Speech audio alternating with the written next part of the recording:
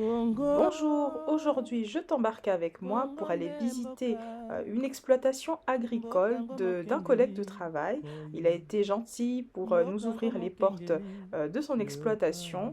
Alors si l'entrepreneuriat est une thématique qui t'intéresse, si tu fais partie de la diaspora, mais pas que, si tu es à Kinshasa et que voilà, ça t'intéresse d'investir dans la terre, je pense que cette vidéo sera intéressante pour toi. Tu vas pouvoir y découvrir en fait toute l'expérience de mon collègue, donc les choses à faire et les choses à ne pas faire par rapport à l'acquisition d'un terrain, par rapport aux cultures. Donc vraiment, voilà, je pense vraiment que cette vidéo va t'intéresser.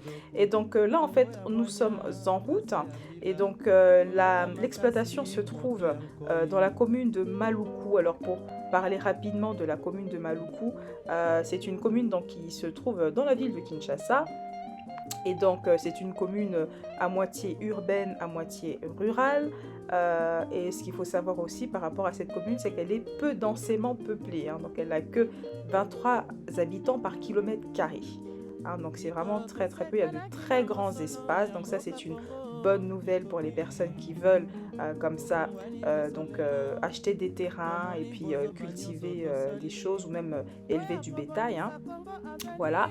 Et donc pour la petite géographie, donc la commune, en fait c'est la commune dans laquelle on trouve le plus d'autochtones. Et donc les autochtones qu'on trouve là-bas, ce sont les Téké.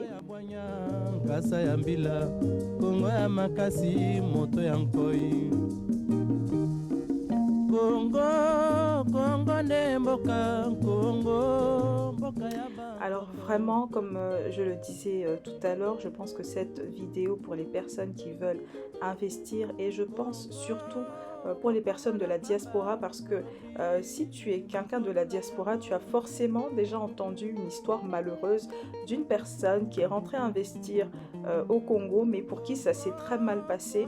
Et dans cette vidéo, tu vas avoir vraiment des informations précieuses, surtout par rapport à l'acquisition des terrains. Vous savez, il y a beaucoup de terrains litigieux où il y a des conflits à n'en plus finir.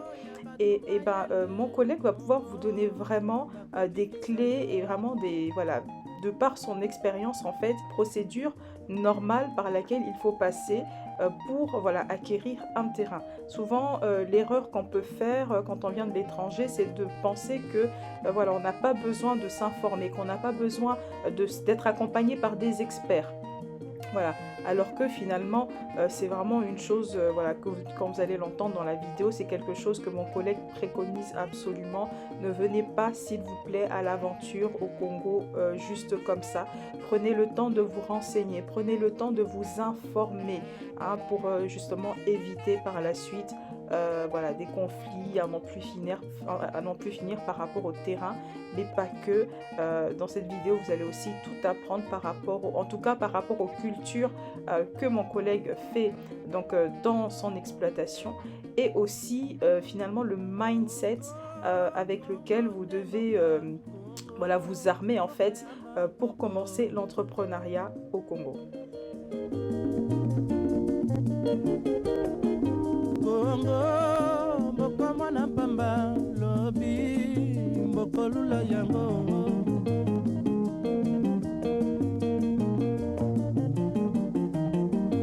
Congo, bana bazali koyekola Congo, bakobikisa yo.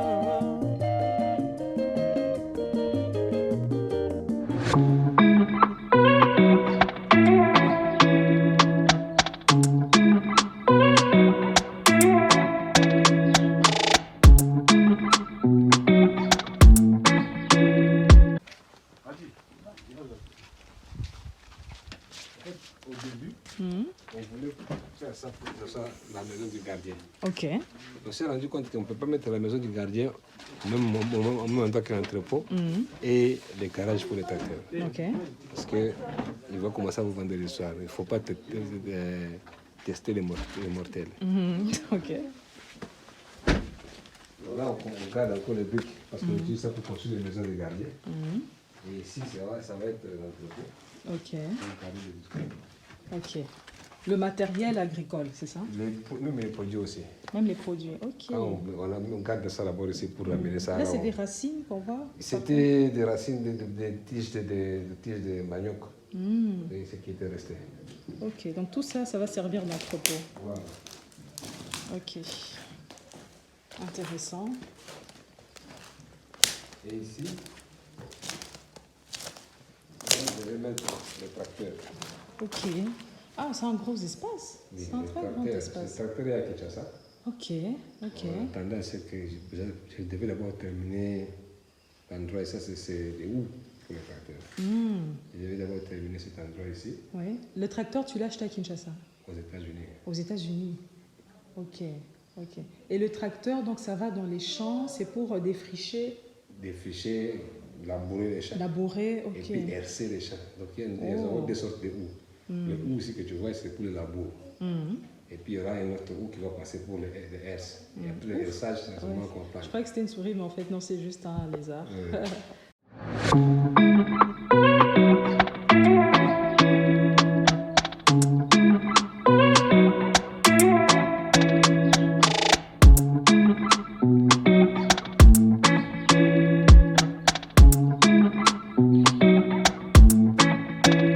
On utilise la terre pour faire des briques. Ça, ce sont des briques qu'on utilise pour construire. Avec la terre qui est ici? Voilà. Ok. Pour faire des briques. Et c'est qui fait les briques? Et je ne sais pas, ils ne sont pas là. Hein? Ils sont en bas là. Donc tu n'achètes pas les briques, mais tu fabriques. Voilà. Et c'est avec ces briques que tu construis... Construire des maisons, des autres maisons là. Mais ça, ce sont des briques que nous avons nous-mêmes fait. Oui. En ciment. Et ça, on va mettre les puits d'eau. Ok. Nous étenons l'eau de la pluie. Oui. Et puis on va Et vous canaliser pour remplir là-bas. Ok, ok. Voilà. Et donc l'eau de pluie, c'est pour quelle utilisation? Et tout ce qui est ici, tout Pour ce les qui est comme travaux. travaux, tout ce qui est comme travail ici. D'accord, Parce ok. qu'on n'a pas d'eau ici. Avant les forages, on va commencer à capter l'eau de la pluie. Tu peux aller jusqu'à, il n'y a pas de problème. Tu ne vas pas entrer dans l'intérieur, il n'y a pas de souci. Ok. Tu peux aller, sans toi libre. Très très bien. Ok.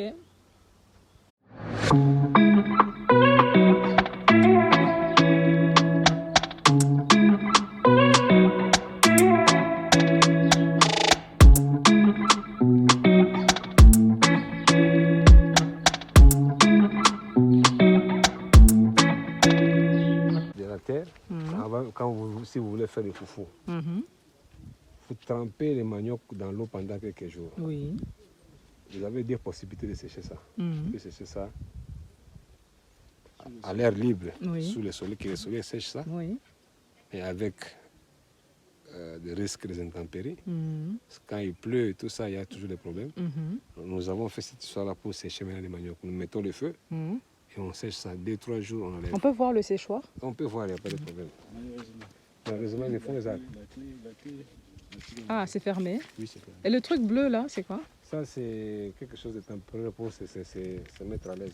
Ok, d'accord. Et donc le séchoir, c'est à l'intérieur là-bas. Il y a des étalages à l'intérieur. Il y a des étalages, ok. Oui, on met des feux. Et il n'y a pas on met les d'humidité? Ah non, il y a... Ah ok. Mais on met peut les- au moins voir l'extérieur. Oui, on peut aller, il n'y a pas de problème. Parce que c'est intéressant, je trouve, comme technique.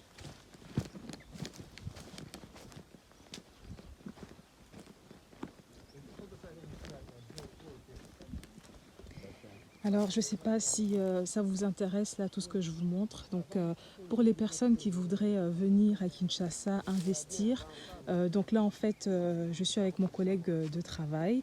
Il ne montre pas son visage, mais il a bien voulu répondre à mes questions. Donc, tout à l'heure, je vais lui poser une série de questions. Et donc là, King, tu me dis, c'est la maison du séchage du manioc. Et les trous par là, donc c'est quoi? Il y a de la braise que vous mettez là? Ah, c'est le bois que tu mets là-dedans? Pour le feu, d'accord. C'est la chaleur Mhm. qui rentre à l'intérieur Oui, pour sécher pour sécher le manioc. le manioc. En fait, le feu Mhm. ne rentre pas. Mais c'est juste la chaleur. C'est juste la chaleur. Ok, ok. Ah, c'est intéressant. Et là, il faut que ça soit fermé à chaque fois. Oui, ce soit fermé. Oui, quand c'est ouvert, la chaleur s'échappe. Voilà. Ok. Et là, c'est quoi les deux trous là? Bon, ici, on avait creusé tremper le manioc. Créer des bassins pour tremper le manioc. Voilà. En fait, quand on creuse comme ça, Oui. nous mettons des bâches Ouais. pour la propreté. Mhm. Et puis nous mettons l'eau.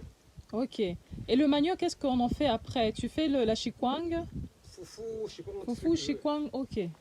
Bon, je dois repasser par là. Même par ici, n'importe où.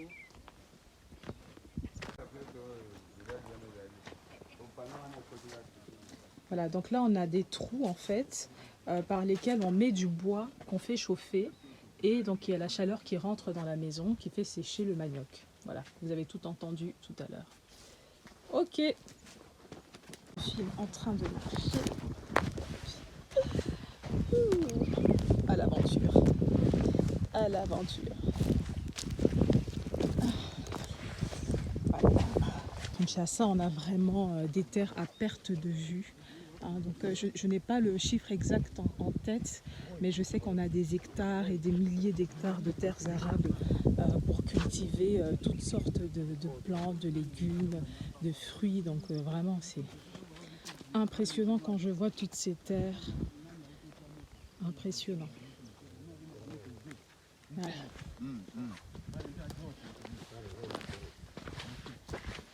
Ok.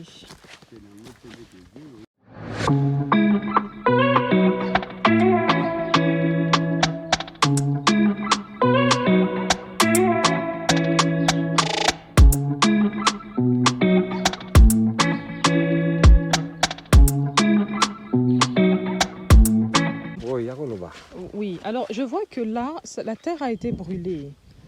Pourquoi exactement? Le feu de brousse. Le feu de brousse. Il y a quelqu'un qui a mis le feu quelque part. Ah, c'est une personne, c'est pas vous qui l'avez fait? Non, c'est pas nous.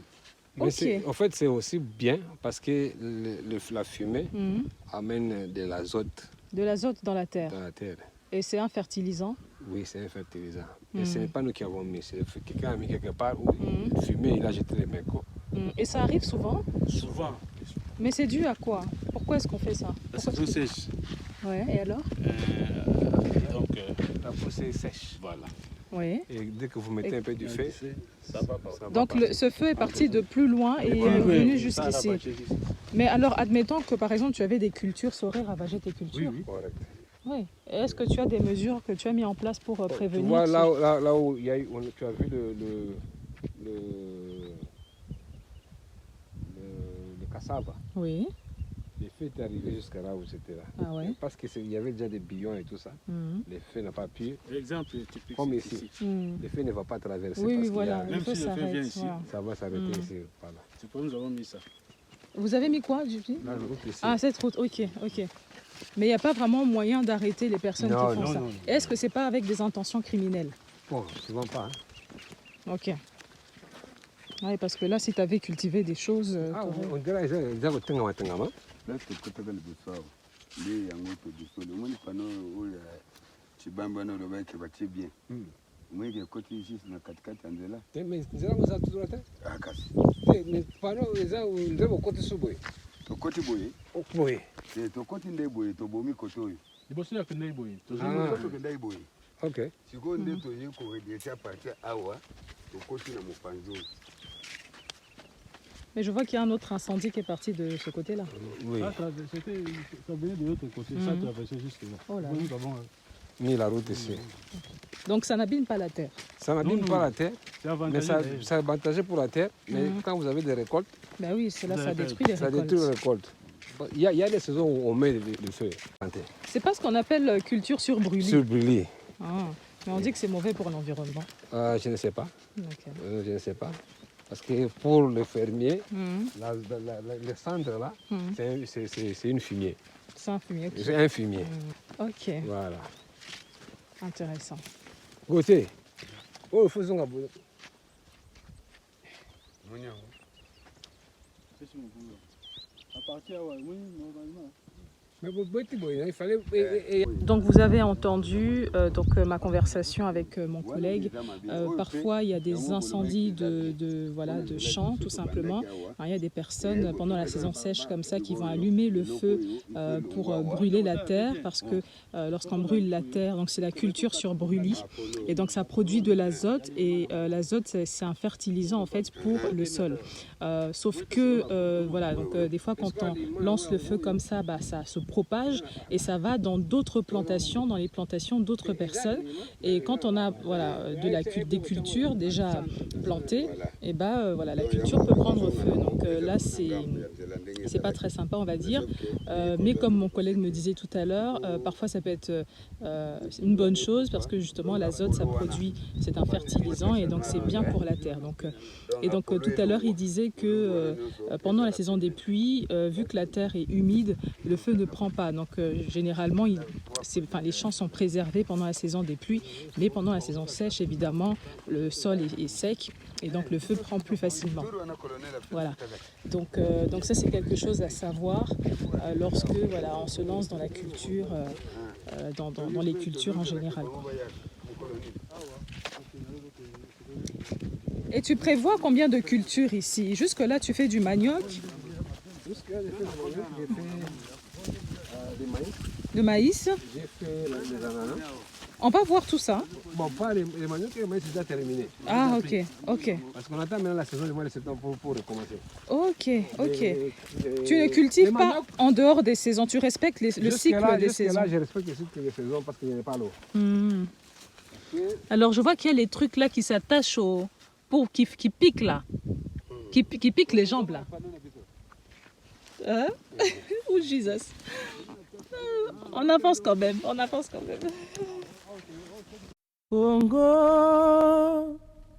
Congo nde mboka ngo mokengeli koi, mboka ngo mokengeli léopard.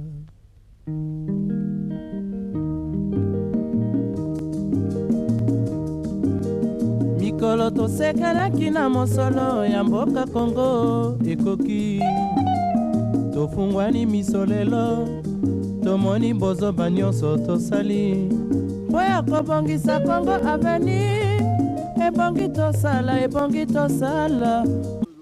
On avait déjà récolté les manioc. Le manioc était quelque part là, juste après les séchoirs. Et on a replanté le manioc que tu as vu. Les arachides aussi, on a récolté le maïs. On attend le mois de septembre pour replanter. D'accord. On va encore replanter, peut-être planter les haricots. Peut-être. Et puis les soya. Et donc pendant cette saison, c'est quelle culture qui prend bien? C'est le manioc. Le manioc, uniquement le manioc. Voilà. Parce que ça ne nécessite pas beaucoup d'eau. Non. Ok. Et puis nous avons planté aussi les ananas. Oui. Ils commencent déjà à pousser, on va voir. Ok. Mais ça, on va encore attendre. Et les ananas non plus n'ont pas besoin de beaucoup d'eau? Dès que vous plantez, Oui. dès qu'il y a deux pluies qui s'abattent, ça reste. Ok. Et ça pousse même pendant la saison sèche? Oui, ça prend au moins une année pour... Ça c'est quoi? C'est une roche? Bon, je ne sais pas comment on appelle ça, mais il y a termites. Ah! C'est un nid à termites. Il y a des termites dedans? Oui. C'est une termitière. C'est une termitière?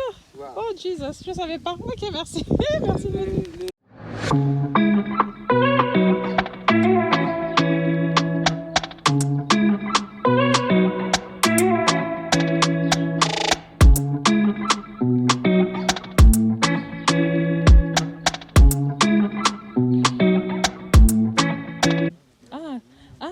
Le champ d'ananas. Ok, intéressant. Ah mais ça a bien pris là, ça pousse hein. On va là-bas, tu vas voir. Et comment tu peux savoir quand c'est c'est prêt? On va voir, tu vas voir ce qui pousse déjà, ce qui produit déjà les ananas. Ok. Ah c'est intéressant. Donc ça pousse sous terre. Tu t'es fait accompagner d'ingénieurs agronomes? Oui. Ok.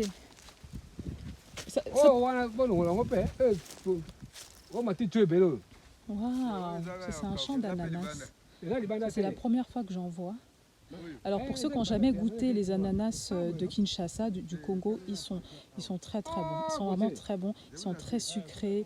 Évidemment, ils sont bio, hein, donc c'est fait vraiment naturellement, sans pesticides, sans OGM, et ils sont vraiment succulents, quoi. Donc, est-ce que tu peux m'expliquer un peu le processus pour que ça puisse grandir, voilà, les pousses d'ananas là? Comment tu fais? Ce qu'on a fait, Oui. on a mis des fumiers comme tu as vu là. On a mis des fientes. Ok. Des fientes de caca. Oui, fientes d'animaux, oui. Bon, De pigeons. Pas, des poules. De poules, oui. Et on a mélangé avec la terre. Et elles sont devenues pâtées. Ok. Donc la semence, tu l'achètes où? Nous avons acheté ça au Bas-Congo, Bas-Zaïre. Ok, la semence, ça coûte... oui. Ah, c'est des rejets. Des rejets, d'accord. Et combien de rejets pour cette exploitation? On a acheté 13 000 rejets. 13 000 rejets, ça fait 13 000 ananas. normalement. Il y a, Normalement. il y a déjà des trucs qui sont morts. Et ça, c'est mort. C'est mort comment? Mais il y a des gens qui ont pétiné, comme ici là. Ah, Il y a des gens qui ont pétiné. ok. Et donc, ça ne grandit pas bien.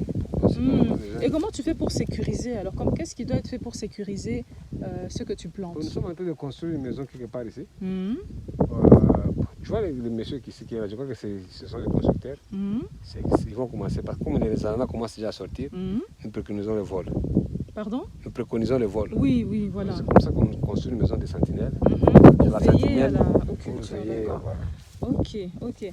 Et tu as dit, ça prend combien de temps pour faire sortir Ah, une année? Ah, ça prend du temps. Ah oui. Donc vous avez entendu, hein, les ananas qu'on mange, hein, c'est pas on plante aujourd'hui et demain on récolte, ça prend du temps. D'accord. Et est-ce qu'il y a des insectes qui ravagent par exemple les ananas quand ils sont sous terre? Bon, jusque-là, non. Il y a des petits animaux. Ils sont comme des rabbits. Ok. Mais ils ne sont pas des rabbits. Et ils mangent des racines des racines. des histoires. Mais là, ils n'ont rien fait. Et on a vu des papayes là-bas, des champs de papayes.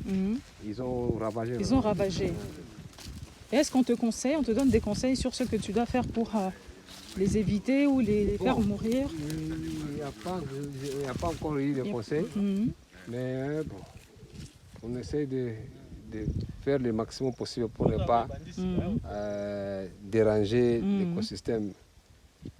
Tu peux aller là pour voir ce qui bon, sort. Je pense que c'est dangereux si je marche. Non, marche là où il n'y a rien. Et comment tu sais quand c'est prêt à être déraciné? Va là-bas, va, tu vas voir. On va te montrer là-bas. Ok. Bon, on va tenter, hein, on va essayer de passer avec... Oh, c'est pas facile. Ok, donc ça c'est prêt à être déraciné. Non, ça commence. Ça commence. Étape. Mais à quelle étape vous savez que c'est prêt? Ça grandit, Hein? ça va grandir, tu vas voir vraiment le vert là qui va sortir. Le vert, la vert, coupe. Rien, va pour sortir.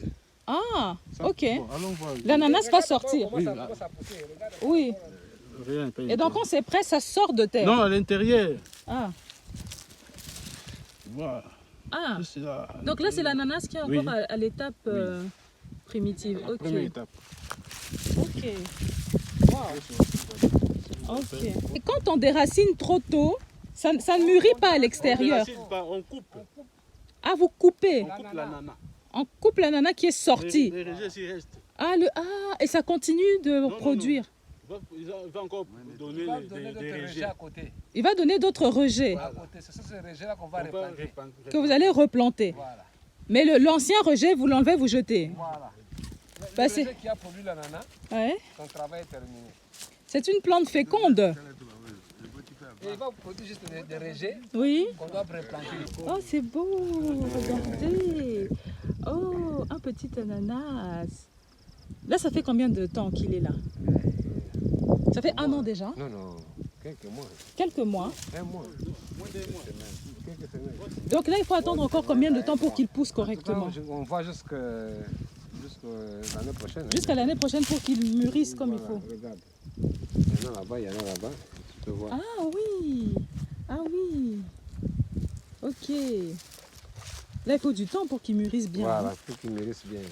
Comme ça, quand tu manges là, Mhm. tu savoures le goût. Oui. Oula. Je suis attaquée de toutes parts. Donc vous voyez l'ananas qui est sorti. Est-ce que vous avez déjà vu un ananas comme ça dans la terre, qui sort de son cocon comme ça? C'est joli, hein? C'est beau. C'est impressionnant. C'est vrai qu'on a l'habitude de manger les fruits comme ça, vendus dans des étals dans les supermarchés. Et quand on les voit comme ça, dans leur état de noyau, on va dire, c'est impressionnant. Dans leur état embryonnaire.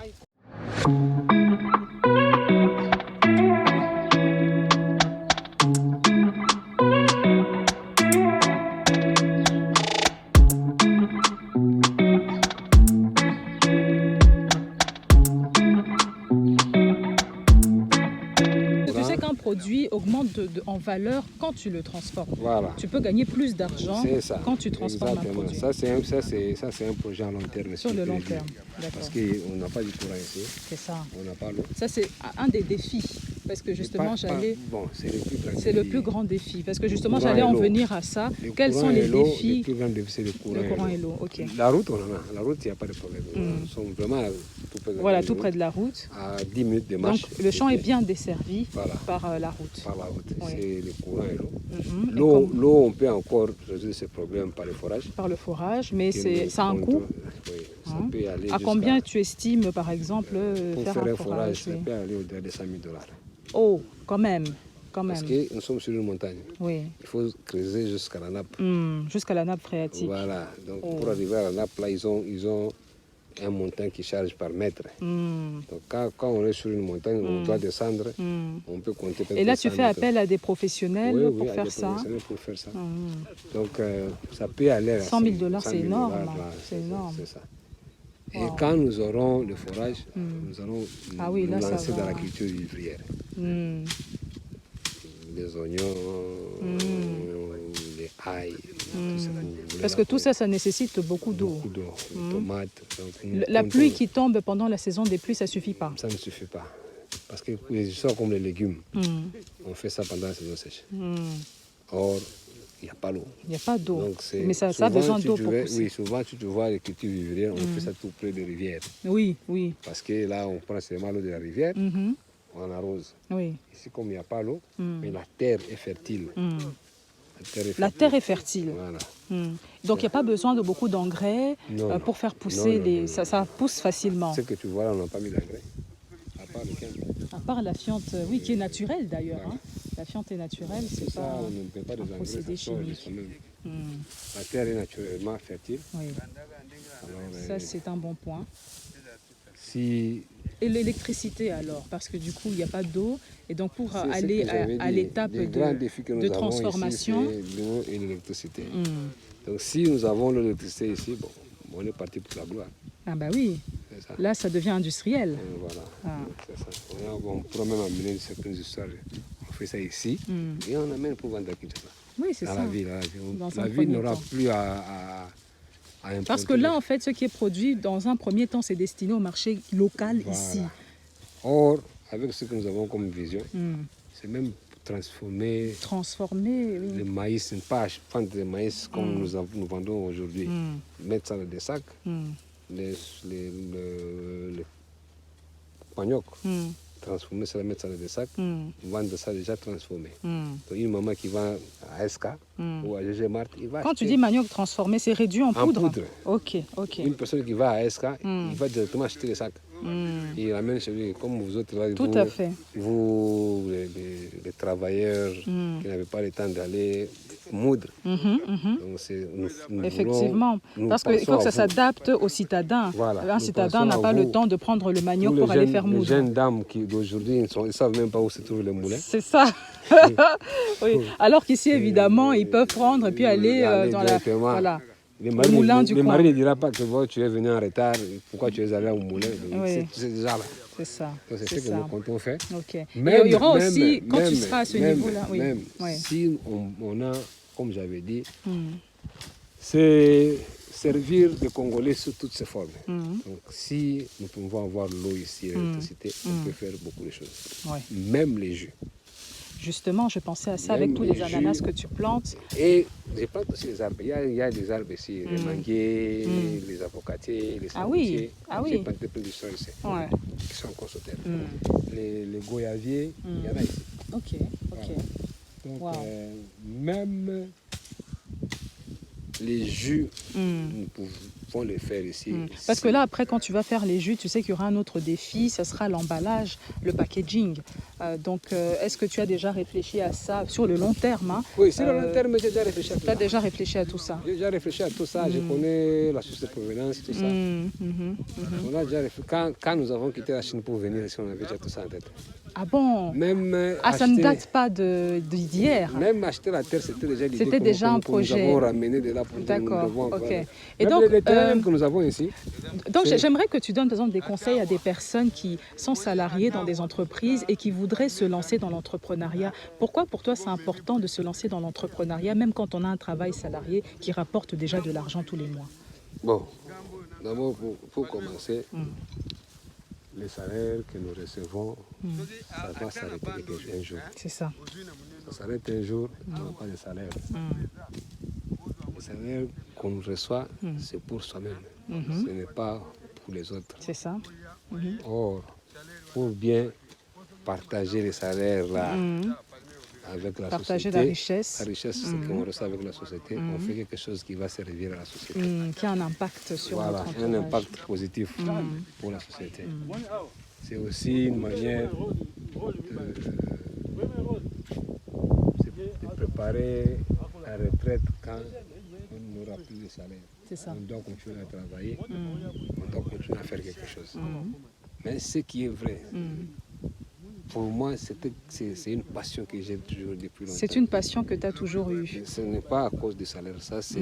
C'est quoi la passion? C'est l'entrepreneuriat ou c'est faire des cultures? Nourrir les Congolais. Nourrir les... Ok, donc c'est vraiment un désir que tu as eu. Voilà. Ok, tu veux que le pays arrive à une autosuffisance alimentaire. Ça te révolte quand tu vas dans des supermarchés, que tu vois que tout est importé Ça de me l'extérieur. révolte quand nous importons alors que nous avons des terres arables. Oui, C'est par parmi milliers. les pays au monde qui a en tout cas la terre arable en quantité industrielle. Et surtout, elle est fertile, comme tu me dis. Elle est trop fertile. Quand vous allez en Chine, par exemple, la Chine n'a plus de terre arable. Oui. La petite portion de terre, c'est 13 millions d'hectares qui restent ailleurs, ce n'est même pas fertile. Ok, ok. C'est pollué. C'est pollué, d'accord. Voilà. Donc on a de quoi faire. On a de quoi faire nourrir les Congolais, même nourrir les autres pays. Même d'autres, oui, bien sûr, bien sûr. Nourrir d'autres pays. Donc c'est une passion. Ouais. Et aujourd'hui, les salaires que nous recevons nous aident à accomplir notre passion. Ok, ok. Donc il faut se servir du salaire qu'on reçoit au travail comme tremplin, une voilà, réserve pour pour pouvoir investir. Voilà, c'est vraiment une passion que j'ai toujours eue. Même quand je suis parti, je suis rentré au pays, j'étais rentré avec cette idée-là. Je dois trouver... Et est-ce que tu as rencontré des challenges quand tu es rentré, par exemple pour l'acquisition de tes terrains? Comment tu as fait? Parce que là, il y a des gens qui nous suivent, qui sont à l'étranger et qui ne savent pas par où commencer. Je vais rentrer, d'accord, mais où est-ce que je vais aller? Parce qu'on entend beaucoup d'histoires de personnes qui se sont fait arnaquer. Ils ont envoyé de l'argent au pays, à la famille a arnaqué de l'argent, ou même eux-mêmes, ils sont venus, on leur a montré des terrains, mais finalement, c'était des terrains qui appartenaient à d'autres personnes. Donc, dis-nous un peu comment est-ce que tu as fait pour revenir et puis pour acheter ces terrains et ne pas avoir de soucis jusqu'à maintenant. La première chose, c'est de se renseigner. Ok. Je suis arrivé, j'ai cherché le terrain par-ci par-là, on m'a amené vers Kisenga, là où il y a le terrain de Kisenga, moi j'ai oublié le nom. Pas Bibois, il y a un autre nom que j'ai oublié. Ngoi, kota Kisenga comment vous allez? Kota Kisenga kuna? Bouma. Ok. On m'a amené à Bouma pour voir le terrain. Je n'ai pas aimé Bouma parce qu'il n'y avait même pas de route pour arriver là-bas. Oui. Bien qu'il y a aussi des terrains vides. Bon, j'ai gardé espoir. Je suis allé à Kassangoulou. J'ai trouvé le terrain là-bas, mais ce n'était pas aussi bon. Ok. Je suis allé à Kimwenza. Quand tu dis ce n'était pas bon, ça t'a pas plu? Ça ne m'a pas plu. Ça t'a pas plu? Ça ne m'a pas plu. C'était quoi les critères que tu recherchais alors?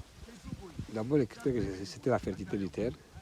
Et puis, comment est-ce que je peux faire sortir les récoltes. Donc pour ça, tu t'es quand même fait accompagner d'un ingénieur agronome parce que... Là, je n'étais pas accompagné d'un ingénieur agronome. J'avais... J'ai un ami qui travaille aux affaires foncières. En fait, lui, il m'a aidé pour se rassurer que la terre n'a pas de problème. Et lui, il s'y connaissait? Il est aux affaires foncières. Il est aux affaires foncières, d'accord. Donc tu conseilles aux gens de s'entourer quand même de gens qui s'y connaissent. Qui connaissent, Oui. voilà. Il ne faut pas venir à l'aventure. Alors, il y a une aventure qui est arrivée, j'ai failli perdre de l'argent. Mhm. Nous sommes allés à Kassangoulou Mhm. avec mon ami. On nous a montré un terrain qui était bien. Mhm. Ça a commencé sur la colline et ça descendait jusque dans la vallée. Et dans la vallée, il y avait une rivière. Mhm. Et ça remontait encore comme ça, Mhm. 30 hectares. Mhm. Alors, le monsieur nous appelle, c'était son terrain, Entre guillemets. entre guillemets. Il nous appelle d'aller voir, d'aller le rencontrer chez son avocat. C'est son avocat qui avait des papiers et qui cherchait les vendeurs. Nous arrivons là-bas, l'avocat montre les papiers. Et mon ami qui est des affaires foncières, quand il regarde les papiers, il trouve qu'il y avait un papier, un document très important qui manquait, Qui ne figurait pas. qui ne figurait pas. Quand vous n'avez pas ce document-là, la terre ne vous appartient pas. Oh, la supercherie, c'est vraiment un détail. Hein. Très important. Comme on dit, le diable se cache dans les Les détails. détails. Quand il a vu que les documents-là n'étaient pas là, il m'a dit sérieusement, King, on n'a pas acheté cette terre ici. On l'a dit, Donc il a fait faire de faux papiers. voilà, il a fait faire des faux papiers où la personne de chez qui il l'a acheté l'a roulé. Oh. Ces Et documents-là, il s'en est rendu compte et maintenant il voulait rouler. il s'en est rendu compte, je ne sais pas s'il s'était rendu compte, ou il s'en est rendu compte les jours où nous on voulait acheter. Ah. Oui, il s'en est rendu compte les jours où nous voulons acheter, c'est les titres des ayants droit. Parce que quand vous achetez les terres, vous achetez la terre chez les propriétaires coutumiers. Ils écrivent, ils vous donnent un document que j'ai vendu ma terre à telle personne, à tel prix. Quand vous n'avez pas ces papiers-là, ça veut dire que la terre que vous avez achetée ne vous appartient Ne pas. vous appartient pas. Donc il faut exiger ce document-là. Exiger ce document. Et donc, il y a des gens qui louent, ils louent la terre pendant plusieurs années. Ils font des papiers, les autres Comme si ça papiers leur qui restent, comme ça appartenait. ne leur appartenaient. Ouais. Parce que les chefs coutumiers vous donnent ces papiers-là avec son sceau et tout ça ici.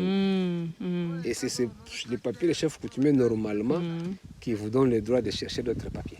D'accord, ok. De l'État.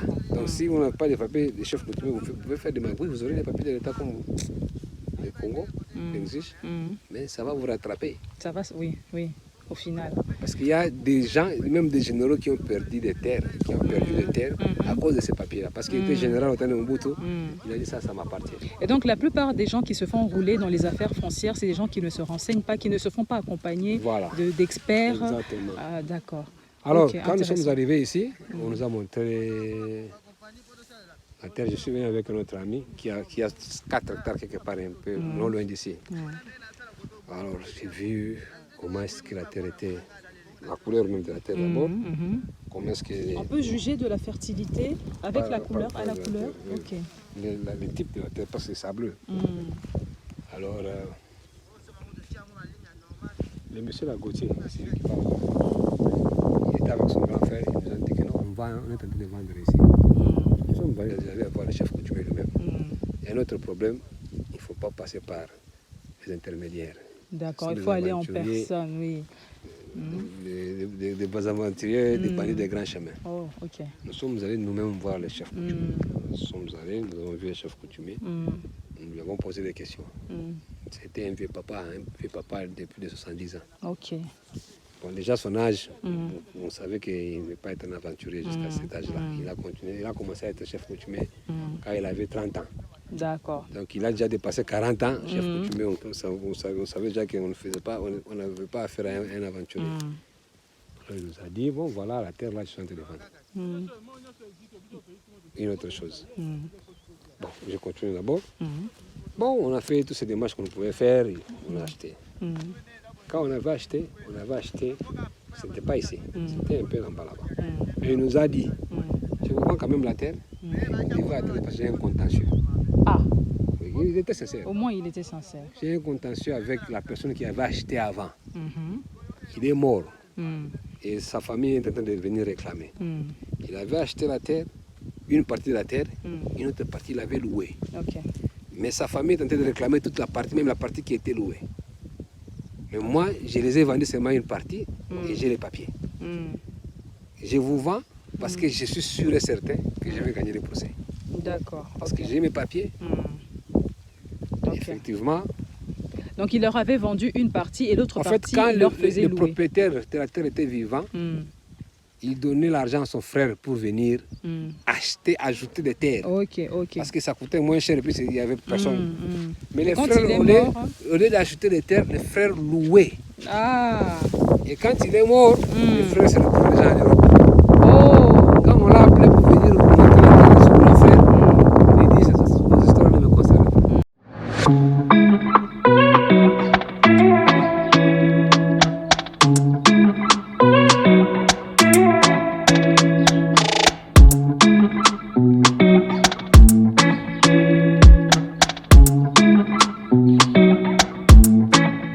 Les amis qui viennent de l'Europe, les gens de la diaspora. les gens de la diaspora, quand vous venez acheter la terre ici, Oui.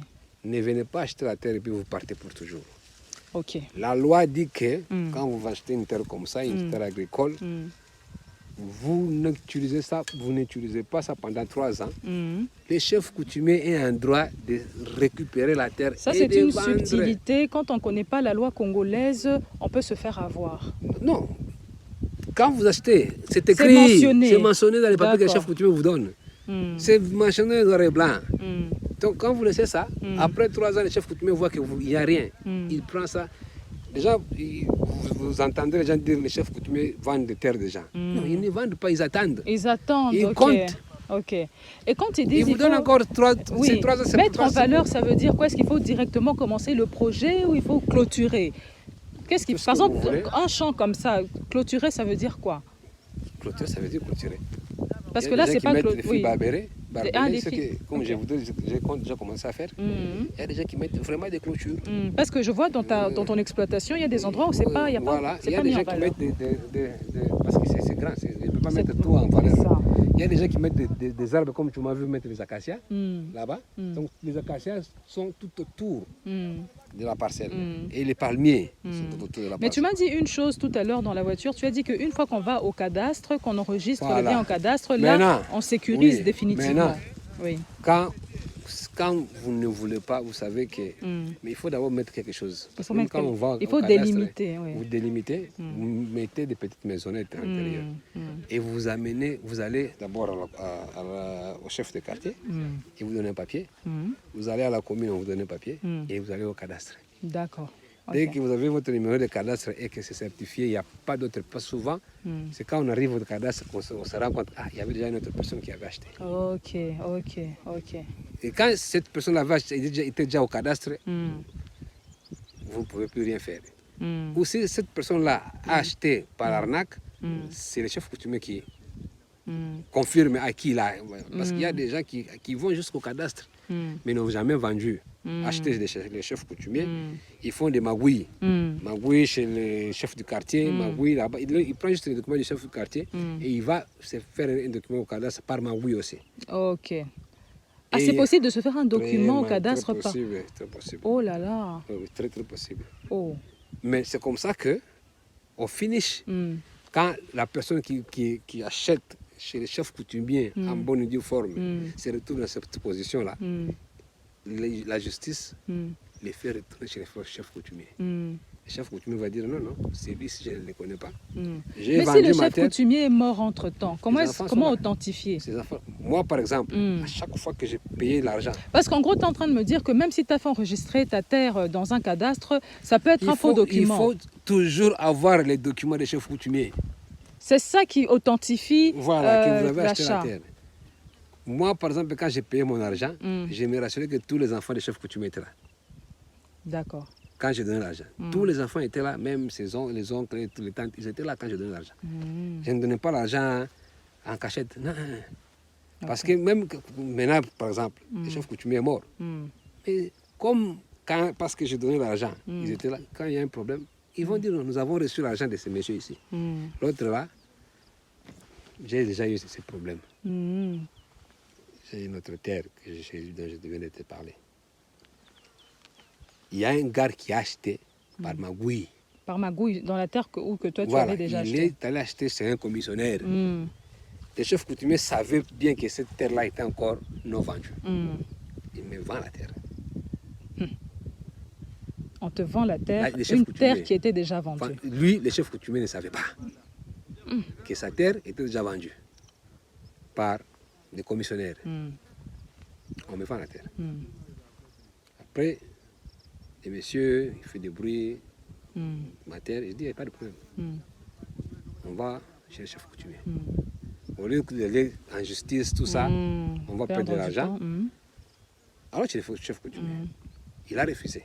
Non, non, je ne veux pas aller chez le chef coutumier. Parce qu'il savait qu'il avait acquis une terre. Il le prend en moto jusqu'à chez le chef coutumier. Le chef coutumier regarde les documents, il dit non, ces documents ne sont jamais sortis de chez nous. La terre, le chef coutumier tient un registre. Oui, oui, il tient un registre, il a des photocopies. Quand vous achetez, il garde, vous prenez une copie, vous prenez l'original, vous photocopiez, vous lui ramenez les copies. Mais est-ce qu'il n'y a pas des chefs coutumiers malhonnêtes aussi? Il a vendu à quelqu'un, il vend encore à quelqu'un d'autre. Il y en a aussi, les chefs coutumiers malhonnêtes, il y en a. Comme je t'ai dit, comment s'en sortir? C'est difficile. Comme je t'ai dit, quand nous avons vu, surtout les jeunes, les jeunes chefs coutumiers, ce sont des malhonnêtes. Quand nous avons vu les papas là, c'était vraiment un vieux papa. Et vu son âge, vu le temps qu'il a fait comme chef coutumier, même la réputation qu'il avait, parce qu'au début, c'est comme j'ai dit au début, il faut se renseigner. C'est très important. Poser des questions aux gens qui sont à côté. Est-ce que la terre là, vous voyez les gens là-bas, ça appartient à qui? Et tous ces gens qui sont ici, ils savent. Ils vont dire non, on voit telle personne sur cette terre-là. Non, cette terre-là, on ne voit personne. On voit seulement les gens venir labourer. Est-ce qu'on peut juste récapituler? Je vais mettre des points pour les gens qui nous suivent de l'étranger. C'est quoi les étapes à respecter pour acheter une terre en toute sécurité? Donc, numéro 1, donc repérer, donc se faire accompagner par des personnes qui connaissent, donc repérer une terre fertile, par exemple. Quand il y a une terre, parce que vous n'allez pas repérer. Il y aura toujours une personne qui va vous renseigner. Voilà. Et donc, il ne faut pas se fier à des commissionnaires, il faut aller directement voir. Il ne faut pas se fier à cette personne-là. Commencer à se renseigner aux gens qui sont autour de cette partie. Donc, voilà, commencer à se renseigner. Poser des questions. À qui appartient cette terre? À qui appartient ça? Est-ce qu'il y a un propriétaire qui vient ici? Est-ce que vous voyez quelqu'un toujours Ils vont vous dire non, on ne voit personne, on voit que les gens qui viennent labourer. Posez la question aux gens qui labourent, ils vont vous dire. Quand vous voyez déjà la terre avec des arbres, palmiers et tout ça, ça veut dire que ça a été délimité. Il faut laisser tomber. Qui appartient à personne, à quelqu'un. Cherchez le propriétaire de la terre. Cherchez le propriétaire de la terre, ok. Donc allez voir le chef coutumier. Donc ça peut ne pas être un chef coutumier aussi. Ça peut être quelqu'un qui a acquis. Même si vous achetez chez quelqu'un qui a acquis la terre, vous devez toujours rentrer chez le chef coutumier. C'est vrai? Oui, pour que le chef coutumier certifie cet achat-là. Que j'avais vendu la terre à X. Maintenant, le X là, c'est le propriétaire de la terre à Y. Maintenant, le chef coutumier va reconnaître Y. Ah, je comprends.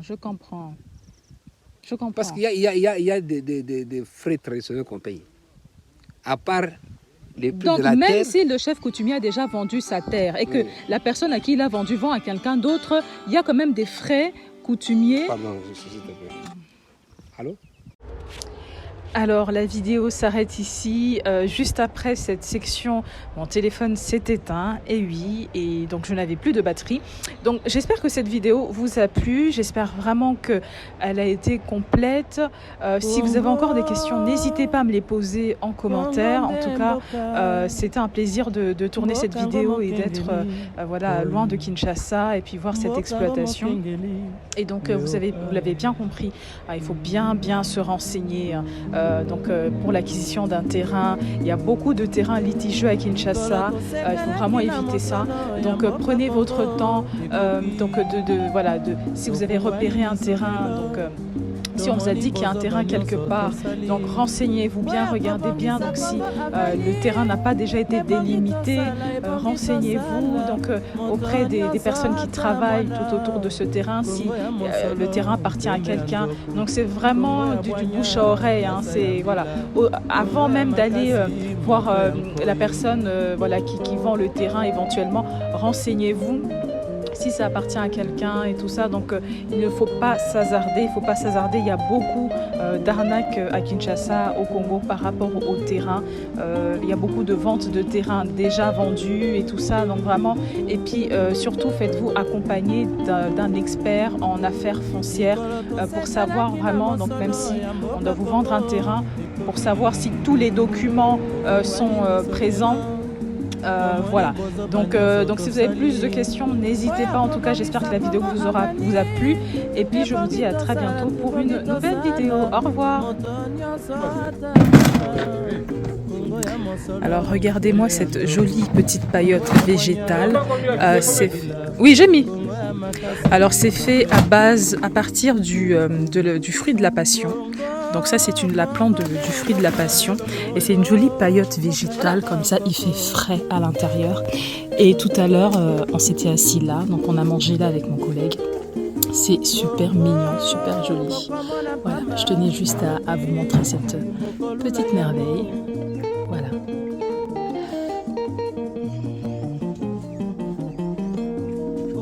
Et donc selon les explications, en fait, les branches, elles ont été mises en fait exprès parce que les feuilles, elles traînent par terre sinon.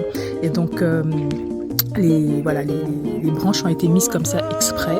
Et donc les feuilles du coup poussent au-dessus des branches. Et là on voit que les feuilles commencent à descendre en fait par terre. Donc ça veut dire que très bientôt il va falloir rallonger ces branches, donc rajouter des branches au-dessus. Voilà, sinon les feuilles vont carrément en fait tomber par terre. Voilà. Et donc la racine, elle est là, du fruit de la passion. Voilà. Et elle pousse, voilà, tout le long comme ça. Voilà. Donc en gros, ce qu'on a fait, c'est qu'on a remonté voilà, les racines. Et donc au-dessus, on a les plantes. On a les feuilles.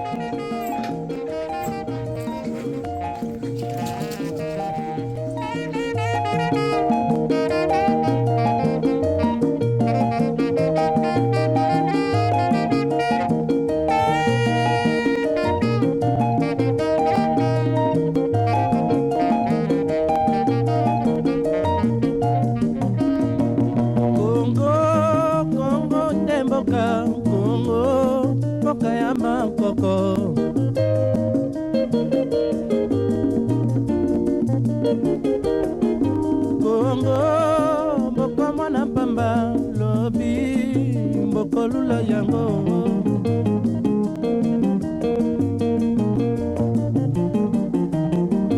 Congo, bana bazali koyekola Congo, bakobikisa yo.